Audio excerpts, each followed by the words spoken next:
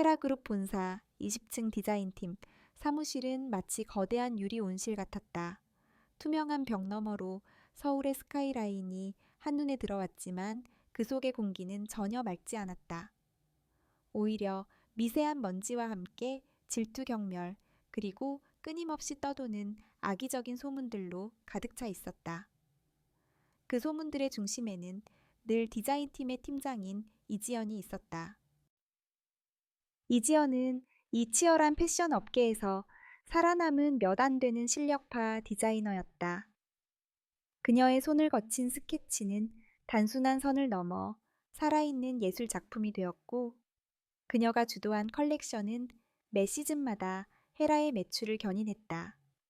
하지만 그녀의 능력은 그녀의 주변을 맴도는 그림자 같은 소문에 가려지기 일쑤였다. 동료들은 그녀의 능력보다는 그녀의 소박한 옷차림과 항상 조용하고 겸손한 태도를 더 주목했다. 그리고 무엇보다 그들은 그녀의 남편인 김민준을 끊임없이 비웃었다. 이지연 팀장님, 남편분은 오늘도 놀고 계신가요? 점심시간 막 커피를 내리던 신입사원 김민지가 얄밉게 속삭였다. 주변에 있던 몇몇 사원들이 킥킥거리며 웃음을 참지 못했다. 이지연은 따뜻한 커피잔을 양손으로 감싸 쥐고 그저 옅은 미소를 지을 뿐이었다. 그녀의 감정은 이미 단단한 방패 뒤에 숨겨져 있었다. 우리 팀장님은 좋으시겠어요. 집에서 든든하게 쉬면서 내조만 하는 남편이 있으니. 이번에는 입사 5년 차에 박선영 대리가 비아냥거렸다.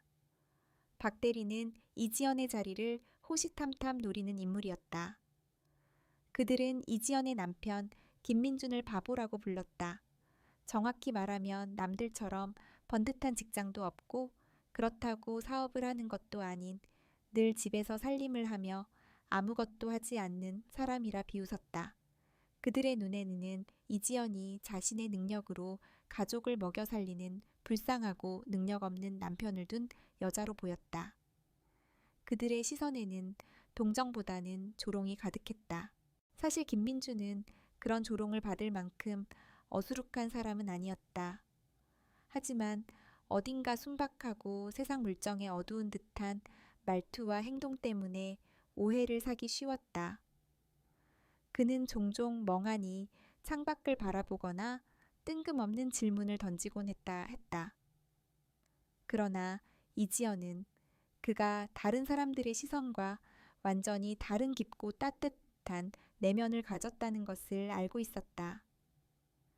그는 그녀가 힘든 하루를 보내고 돌아오면 말없이 따뜻한 저녁 식사를 차려주었고 그녀의 스케치를 보며 늘 진심 어린 칭찬을 아끼지 않았다. 그에게 세상의 기준은 중요하지 않았다. 그에게 중요한 것은 오직 이지연의 행복뿐이었다. 그러나 사무실의 현실은 잔인했다. 특히 부사장 강민호의 존재는 이지연에게 매 순간 숨막히는 압박으로 다가왔다. 강민호는 헤라그룹 회장의 조카로 타고난 오만함과 권위의식으로 똘똘 뭉쳐 있었다. 그는 이지연의 능력을 인정하면서도 그녀의 배경과 남편을 경멸했다. 그에게 이지연은 그저 시시한 남자를 둔 여자에 불과했다. 그의 눈에 그녀는 자신들이 누리는 상류층의 화려한 삶에 결코 끼어들 수 없는 저 아래 어딘가에 속한 존재였다. 이지연 팀장, 이번 SS 컬렉션 메인 컨셉은 뭔가? 강민호가 거만한 표정으로 사무실에 들어서자 주변의 모든 잡음이 순식간에 사라졌다. 그는 모두가 보는 앞에서 이지연의 책상 위로 서류 뭉치를 던지듯 내려놓았다. 서류가 흩어지며 그녀의 스케치들이 바닥에 나뒹굴었다. 이지연은 천천히 몸을 숙여 스케치들을 주워 올렸다. 그녀의 손은 떨리지 않았고 얼굴에는 어떤 분노나 굴욕감도 드러나지 않았다. 오직 차분함만이 감돌았다. 부사장님, 지난주에 보고 드렸던 모던 시크 라인입니다. 미니멀리즘을 기반으로 도시적인 여성의 강인함을 표현. 됐어, 그딴 지루한 얘기는. 미니멀리즘 요즘 누가 그런 걸 좋아한다고. 이지연 팀장은 항상 너무 현실에 안주해 창의력이 없어. 강민호는 이지연의 말을 자르며 비웃었다. 그의 조롱은 단순한 업무 비판을 넘어 그녀의 존재 자체를 깎아내리려는 의도가 분명했다. 그는 이지연의 스케치를 훑어보지도 않고 툭 던져버렸다. 그리고 이지연 팀장, 내일 있을 회장님, 주최의 자선 파티에 참석하시오. 물론 남편분과 함께. 이 말에 사무실은 다시 술렁거렸다. 강민호는 모두가 김민준을 바보 남편으로 여기고 있다는 것을 알고 있었다. 그는 이지연을 공개적으로 망신시키기 위해 이 기회를 이용하려 했다. 이지연은 그의 의도를 꿰뚫어 보았지만 거절할 수 없다는 것을 알고 있었다. 그녀는 그저 조용히 고개를 끄덕였다. 퇴근 후 이지연은 터벅터벅 집으로 향했다. 그녀의 마음속에는 무거운 돌덩이가 자리 잡고 있었다. 하지만 현관문을 열자마자 그녀를 반기는 것은 따뜻한 공기와 함께 풍기는 맛있는 된장찌개 냄새였다. 여보 왔어. 김민준이 앞치마를 두르고 환한 미소로 그녀를 맞이했다. 그의 눈은 그 어떤 조롱이나 비난의 그림자도 없이 오직 그녀를 향한 순수한 사랑으로 빛나고 있었다. 그의 그런 모습에 이지연의 굳게 닫혔던 마음이 조금씩 녹아내렸다. 그녀는 그를 끌어안았고 그의 따뜻한 품은 그녀의 모든 상처를 감싸 안는 듯했다. 그날 저녁 그녀는 강민호의 모욕적인 제안을 털어놓았다. 김민주는 조용히 그녀의 이야기를 들었다. 그리고 그녀의 손을 잡으며 말했다. 괜찮아 여보. 내가 같이 가줄게. 그리고 내일 입을 옷 내가 골라줄게. 그의 말은 단순했지만 그 속에 담긴 진심은 그녀에게 큰 위로가 되었다. 다음 날 김민주는 이지연에게 자신이 직접 디자인했다는 드레스를 건넸다. 그 드레스는 화려하진 않았지만 그녀의 우아함을 극대화하는 섬세하고 아름다운 디자인이었다. 이지연은 의아해하면서도 그가 골라준 드레스를 입고 파티장으로 향했다. 파티장에는 헤라그룹의 고위 관계자들과 명사들이 가득했다. 이지연은 드레스를 입은 채 김민준과 함께했다. 합계되었다. 강민호는 멀리서 그들을 발견하고 비웃음을 흘렸다. 그는 이지연이 오늘 밤 모두의 조롱거리가 될 것이라 확신했다. 그러나 그의 예상과 달리 이지연이 파티장에 들어서는 순간 모든 시선이 그녀에게로 향했다. 그녀의 드레스는 그녀의 우아함을 돋보이게 했고 그녀를 마치 한 송이 백합처럼 빛나게 했다. 그때 한 노인이 다가와 이지연에게 말을 건넸다. 그는 헤라그룹의 회장이었다. 회장은 이지연의 드레스를 보며 감탄했고 이 드레스는 대체 누가 디자인한 겁니까? 라고 물었다. 이지연은 당황했지만 옆에 서 있던 김민준이 나서서 조용히 말했다. 제가 디자인했습니다. 회장은 김민준을 뚫어지러치라 쳐다보았다. 그리고 그의 눈빛에는 단순한 놀라움을 넘어선 깊은 의미심장함이 담겨 있었다. 강민호는 이 광경을 멀리서 보며 분노와 당혹감에 휩싸였다. 그는 이 모든 상황이 자신의 계획과 완전히 다르게 흘러가고 있다는 것을 직감했다. 이지연은 여전히 김민준의 정체를 알지 못했지만 그녀의 남편이 결코 그들이 비웃던 바보가 아니라는 것을 어렴풋이 느끼기 시작했다. 그녀의 심장에는 앞으로 펼쳐질 폭풍 같은 진실에 대한 미묘한 예감이 자리 잡고 있었다. 전날 밤 자선 파티는 헤라그룹 디자인팀 전체에 잔잔한 파동을 일으켰다. 이지연이 입고 나타난 드레스는 다음 날 아침까지 직원들의 입에 오르내렸다. 특히 강민호 부사장은 극도로 불쾌한 표정으로 이지연을 쳐다보며 사무실에 들어섰다. 그의 얼굴에는 어제 자신의 비웃음이 처참히 무너진 데 대한 굴욕감과 분노가 가득했다. 그는 이지연의 남편이 그저 바보가 아니라는 회장의 묘한 시선을 목격했다. 그에게 이지연은 더 이상 하찮은 존재가 아니었다. 이제 그녀는 자신의 권위에 도전하는 제거해야 할 위협이었다. 이지연 팀장, 당장 내 방으로 들어와. 강민호의 목소리는 차갑게 얼어붙어 있었다. 이지연은 그의 방으로 들어섰다. 방 안에는 이미 다음 시즌 컬렉션의 핵심인 모던 시크 라인의 샘플들이 널려 있었다. 이게 뭔가 미니멀리즘 도시의 강인함, 전부 웃기는 소리군. 이지연 팀장은 항상 같은 틀에 갇혀 있군. 시장 트렌드는 바뀌고 있어. 파격적인 변화를 두려워하면 안 돼. 이따위 디자인으로는 회장님을 만족시킬 수 없어. 강민호는 이지연이 정성 들여 준비한 샘플들을 거칠게 밀쳐냈다. 그리고는 책상 위에 놓여 있던 또 다른 서류 뭉치를 그녀에게 던지듯 건넸다.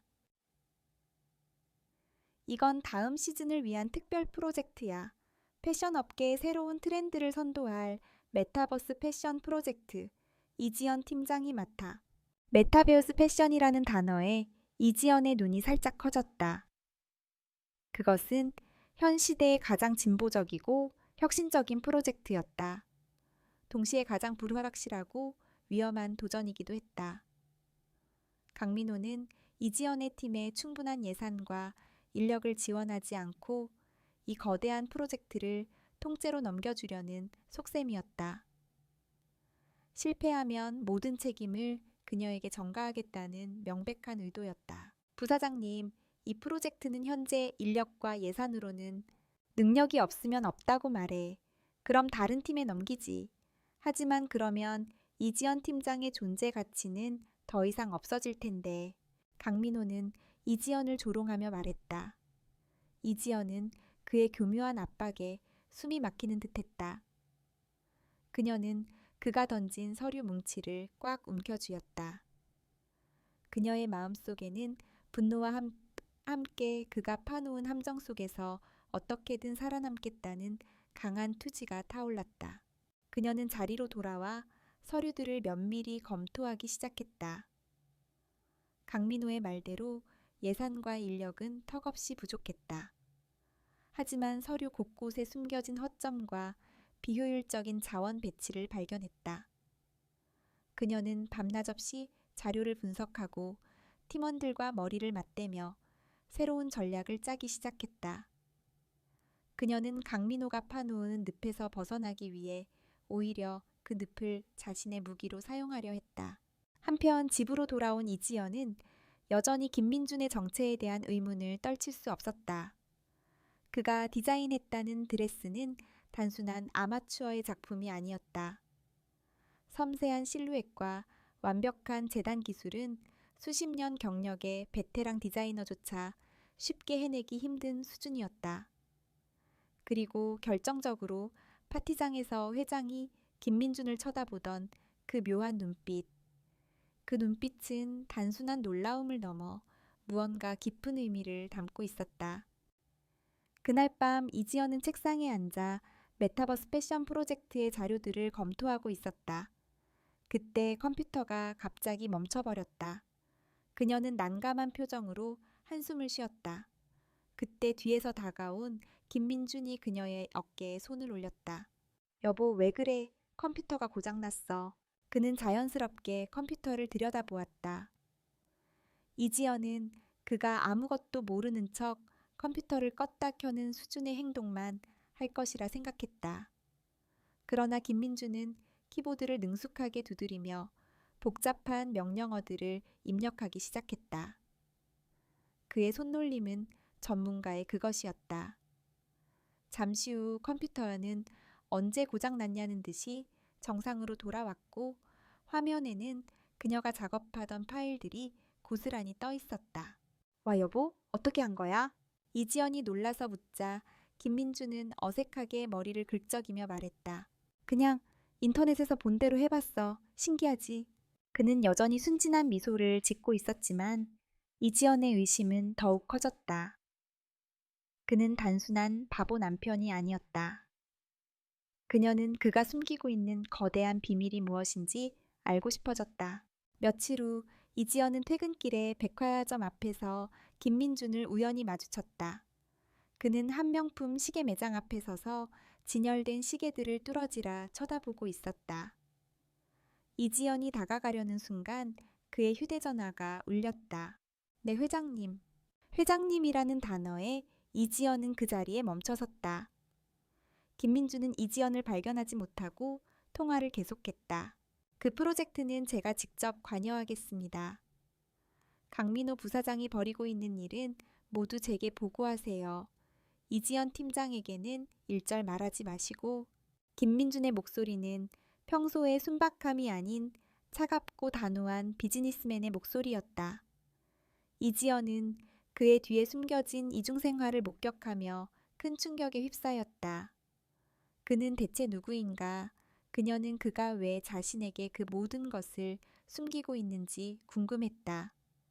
그리고 그 모든 비밀이 자신의 회사와 깊이 연관되어 있다는 것을 직감했다. 이지연은 집으로 돌아오는 내내 혼란스러웠다. 그녀의 남편이 단순히 한량이나 바보가 아니라 거대한 권력을 가진 사람이라는 사실. 그리고 그가 그녀의 일거수일투족을 감시하고 있다는 사실. 이 모든 것이 그녀를 무섭게 만들었다. 하지만 동시에 그녀는 그가 자신을 보호하고 있다는 희미한 감정을 느꼈다. 그녀는 프로젝트를 진행하며 강민호의 비리를 캐기 시작했다. 그녀는 의도적으로 강민호가 숨기려고 하는 부서의 자료들을 찾아다녔고 그 과정에서 그가 회사 자금을 빼돌리고 있다는 증거들을 발견했다. 그녀는 강민호의 악행을 밝혀내기 위해 그리고 자신의 남편 김민준의 정체를 파헤치기 위해 조용하지만 치열한 싸움을 시작했다. 그녀의 마음속에는 이미 폭풍이 휘몰아치고 있었지만 그녀는 그 폭풍 속에서 무너지지 않고 오히려 더 단단해지고 있었다. 김민준의 정체를 어렴풋이 짐작하게 된 후 이지연의 일상은 더욱 복잡한 심리전의 연속이었다. 강민호의 압박과 비리는 날이 갈수록 교묘해졌고 그녀는 그의 감시망을 피해 은밀하게 증거를 수집해야 했다. 동시에 그녀는 집에서 천진난만한 미소를 짓는 남편 김민준의 행동 하나하나를 예리하게 관찰하며 퍼즐 조각을 맞춰 나갔다. 그의 순진한 표정 뒤에 감춰진 날카로운 지성과 계산된 행동들을 발견할 때마다 그녀의 마음속에는 혼란과 함께 깊은 호기심이 피어났다. 여보, 오늘 점심에 회사 식당에 가지 말고 이거 먹어. 김민주는 이지연의 출근길에 그녀의 손에 따뜻한 죽이 담긴 보온병을 쥐어주었다. 이지연은 그의 다정한 행동에 고마움을 느끼면서도 어딘가 모르게 불안함을 감출 수 없었다. 마치 그가 그녀의 모든 움직임을 알고 있다는 듯한 느낌. 그녀는 자신이 강민호의 그림자 속에서 벗어나지 못하고 있다는 생각에 더욱 초조해졌다. 회사에 도착한 이지연은 밤새도록 작업한 메타버스 패션 프로젝트의 시안을 팀원들에게 공유했다. 모두가 불가능하다고 여겼던 프로젝트에 대한 그녀의 혁신적인 아이디어는 팀원들의 사기를 북돋았다. 그러나 그때 강민호가 들이닥쳤다. 그의 손에는 이지연의 시안 파일이 들려 있었다. 이지연 팀장, 이게 뭔가 내가 지시한 내용과 전혀 다르잖아. 이런 식으로는 프로젝트를 진행할 수 없어. 강민호는 이지연의 시안을 바닥에 내던졌다. 그녀는 눈빛으로 자신의 시안이 강민호가 요구한 메타버스의 본질에 가장 가까이 다가섰다는 것을 말하고 싶었지만 강민호의 방해는 단순한 업무 지적이 아니었다. 그는 이지연의 시안에 교묘하게 허위 정보를 끼워 넣어 프로젝트 전체를 실패로 몰고 가려는 의도였다. 이지연은 증거를 잡기 위해 일부러 그의 함정에 걸려든 척했다. 그녀의 내면은 분노로 들끓었지만 그녀는 복잡한 계산 끝에 그가 파놓은 덫을 역이용하기로 결심했다. 그날 저녁 이지연은 몰래 회사에 남아 강민호의 비리를 증명할 결정적인 증거를 찾기로 했다. 그녀는 강민호의 PC에 몰래 접근해 그의 파일을 뒤졌다. 그 순간 뒤에서 누군가의 발소리가 들려왔다. 이지연은 급하게 몸을 숨겼다.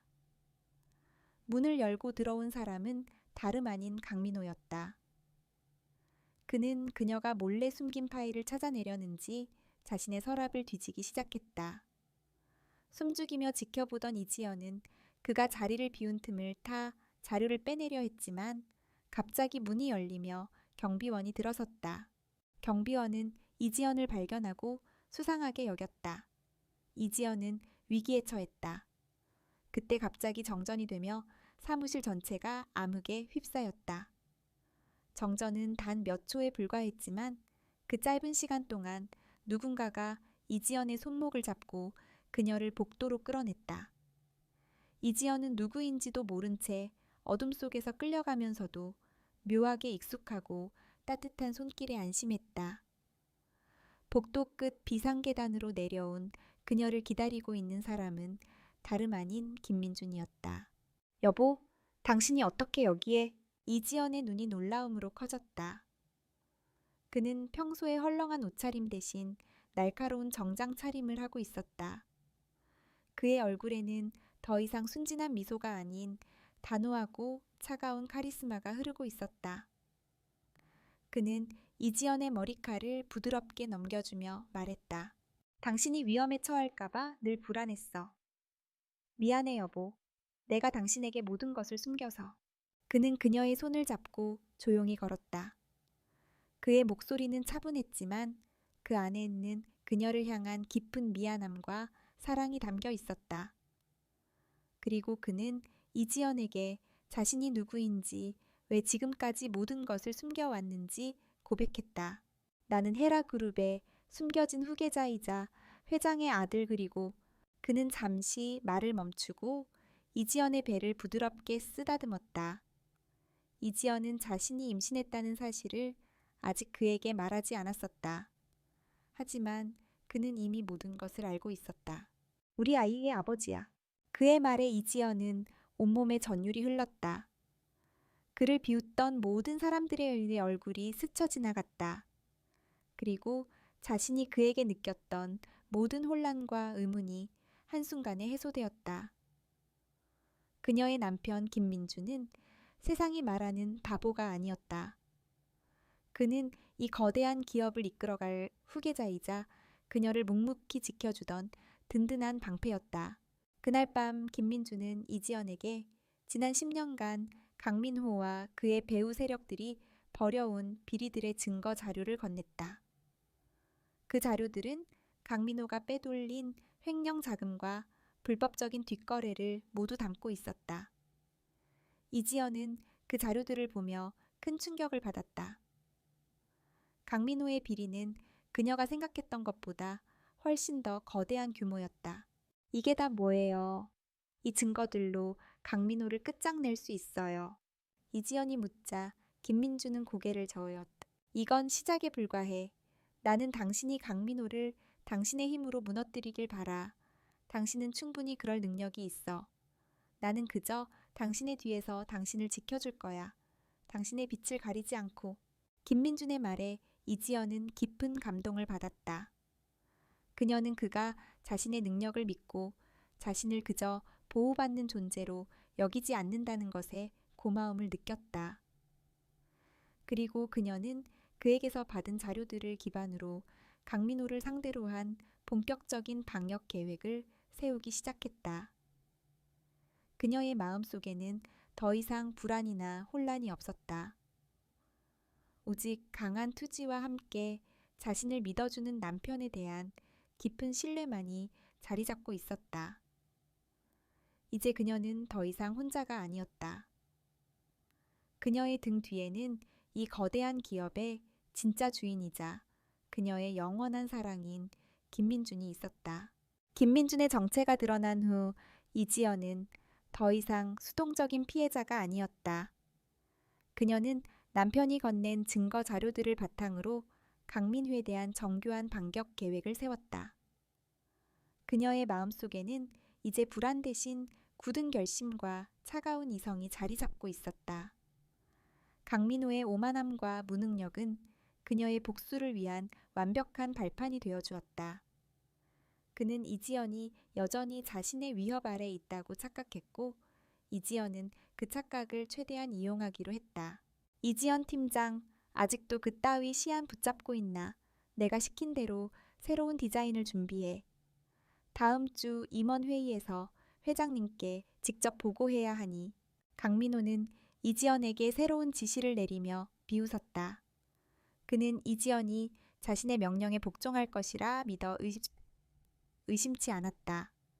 그러나 이지연은 그의 지시를 무시한 채 자신이 준비한 메타버스 패션 프로젝트의 시안을 더욱 완벽하게 다듬었다. 그녀는 이 프로젝트의 성공이 강민호의 몰락과 직결된다는 것을 알고 있었다.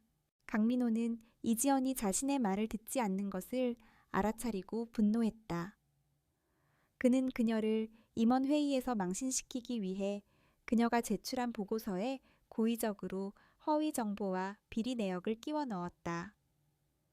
그의 계획은 이지연이 보고서를 발표하는 순간 회장과 임원들이 그녀의 보고서 속 오류를 지적하게 만들어 그녀의 신뢰를 완전히 무너뜨리는 것이었다. 강민호는 자신이 회의의 승자가 될 것이라 확신했다. 드디어 임원 회의 날, 이지연은 당당하게 회의실에 들어섰다. 그녀의 옆에는 부드럽게 미소 짓고 있는 남편 김민준이 함께 있었다. 그는 헤라그룹의 후계자라는 정체를 숨긴 채 이지연의 수호자로서 그녀의 옆을 지켰다. 이지연은 강민호가 고의적으로 조작한 보고서를 손에 들고 발표를 시작했다. 강민호는 이지연의 발표를 들으며 회심의 미소를 지었다.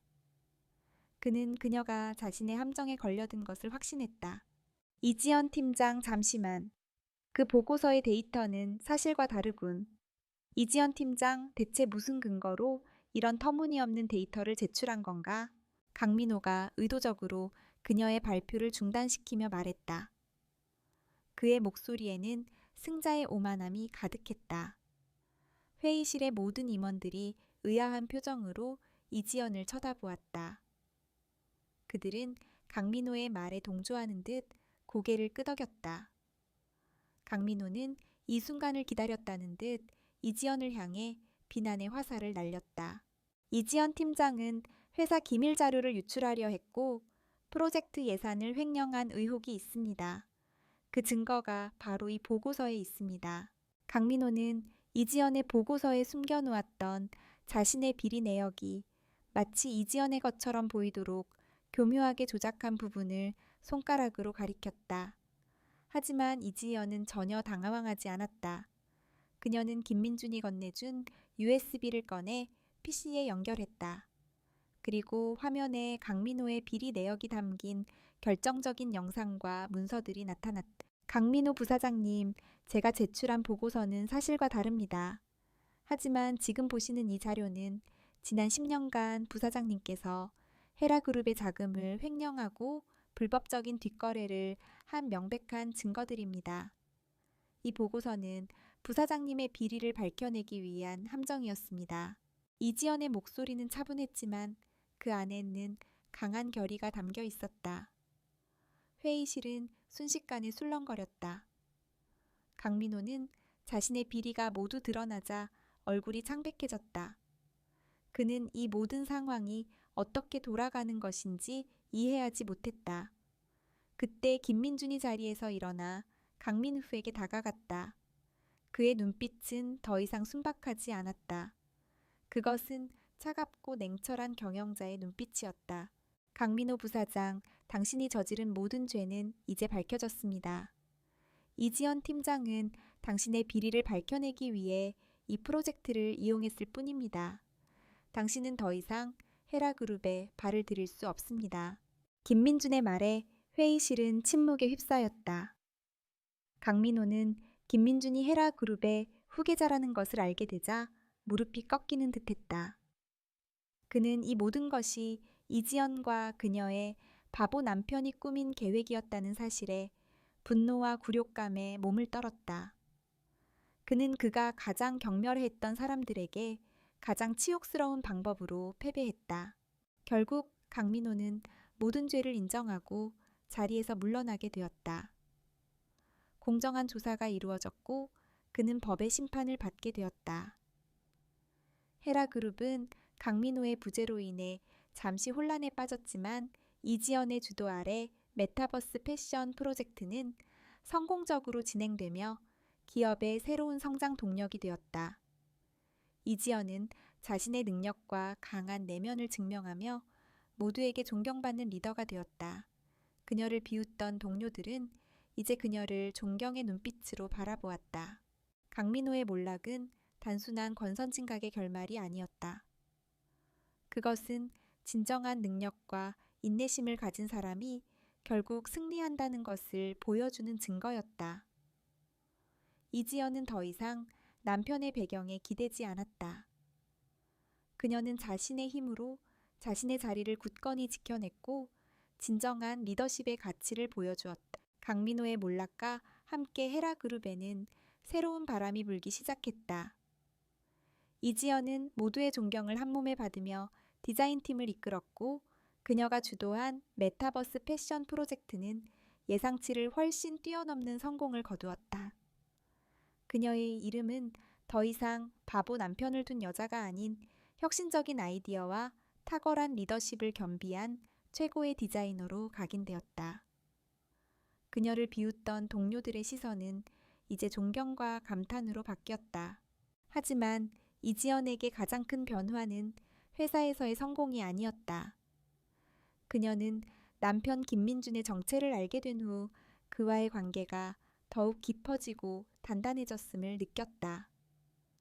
김민준은 더 이상 모든 것을 숨기지 않았다.